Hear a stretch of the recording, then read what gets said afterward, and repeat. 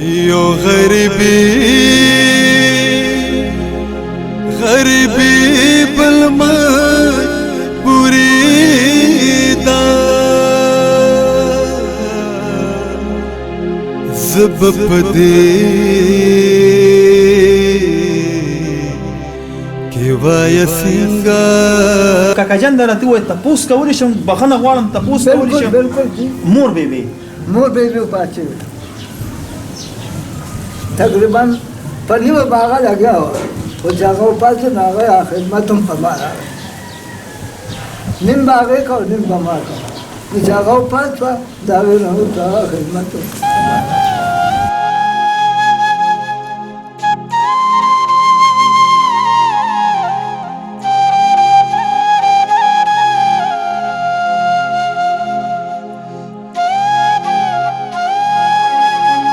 کتونکو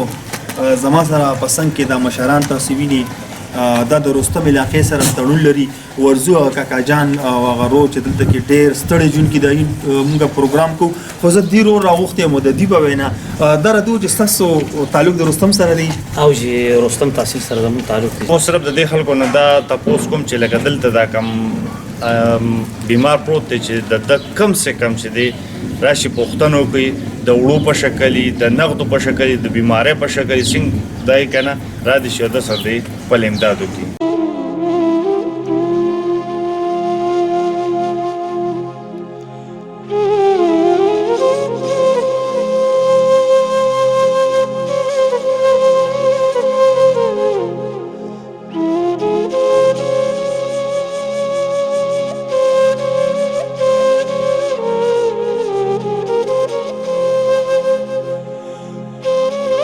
دې بیمار د خود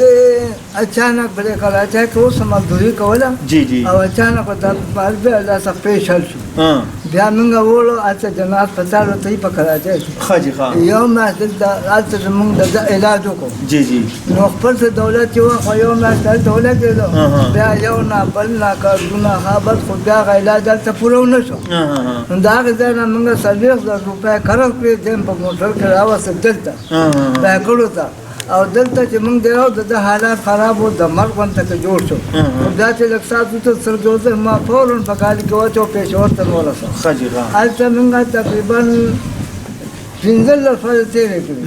زیاده غذا نه غي موږ جن کو البته پیسو کم دی او پیسې پورا وینا او زه کمزور ما پورا رسېدو شوم نه نو بیا موږ راوځم بیا په هفته کې مالات درا 15,000 روپیا قرضولې او دې به موږ وته تقریبا د 15 کال وشو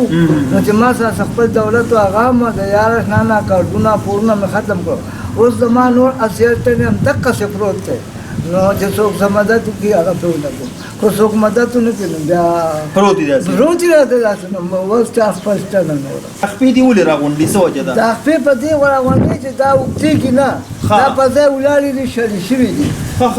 او کنه نو دا مونږ په دې تاسو ډاکټر وی چې د خپې تړې چې دا راغونډې تړې چې دا راغونډې نور نه بیا بکله کوم خلی بیا راغونډې دي خو دل خو تاسو کاکا تاسو په دې عمر کې بدل مالشم کوي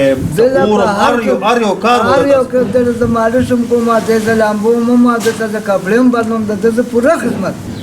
کتونکو